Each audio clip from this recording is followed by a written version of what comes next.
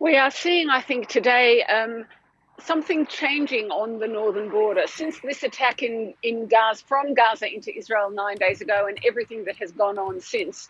Each day there's been an exchange of fire or a skirmish on the northern border between Lebanon and Israel. Not full scale, not using the extraordinary rocket power that Hezbollah has, but nevertheless we have seen it. And today we saw an upgrade, if you like, a step up, because an anti-tank missile hit 5 Israeli civilians, killing 1, wounding 4. Israel is now trying to evacuate its own citizens who are in border towns up there and also down south. So there is the largest city down south near the Gaza border, Sderot, is being evacuated, and now these border towns are being evacuated too. We also have reports on the Israeli media that Iran is moving material and equipment into Syria as well. So that would say, if you like, the possibility of a war on 3 fronts, Gaza, Lebanon and Syria. So that's just something to keep your eye on. And the other thing, of course, is that the rockets keep coming in. And it's an interesting situation because despite the massive humanitarian crisis in Gaza, with people eating 1 meal a day, lining up to get water, ice cream trucks being used for corpses because the morgues are full. Despite all of that, some people in Gaza are still functioning enough, and that must be the Hamas militants because they're firing rockets into Israel. So all in all, a very tense day here.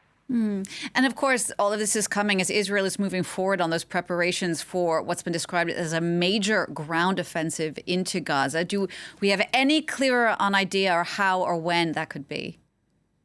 We heard yesterday from the IDF, the Israeli Defense Force spokesperson, and he said that they were now ready. The military was ready to go into Gaza, and they were waiting for a green light from the politicians. He said there was one outstanding matter as to timing, and I took that to mean, this is my interpretation, that he was talking about the evacuation of civilians from the north of the Gaza Strip further south.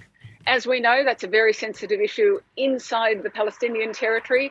Hamas has said that they don't want people to leave. In fact, we heard yesterday from a Hamas representative, one of its political leaders, who said, Ismail Haniyeh, who said that Palestinians in Gaza weren't going anywhere.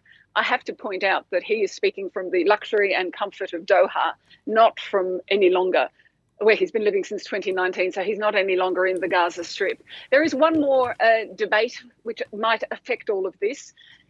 2 days ago, Palestinian sources said that an Israeli missile strike on a convoy going south killed 70 people. And today, Israel's defense forces said that was not our missile strike. That is a lie. We will present evidence to show that it was actually Hamas firing. We didn't do it, and it's an exploitation of civilians, of their own civilians by Hamas. I think that's going to turn into one of those stories that we investigate for a long time and look at all the tapes to try to figure out where the truth of that lies. Iris, of course, all of this is coming as there are still at least 150 Israeli hostages who are being held 1 week after that bloody attack from Hamas. Do we have any more information on their situation at the moment, or perhaps how their families are coping 1 week on?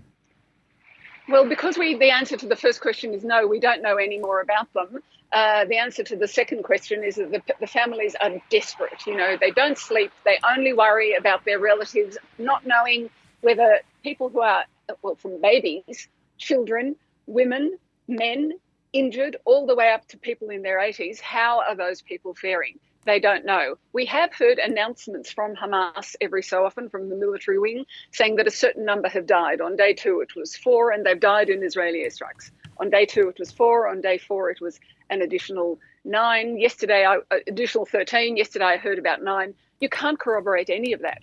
They may have died in airstrikes, but we don't know. I think if they are above ground, it's possible. If they're down under the ground in tunnels with their captors, perhaps less likely.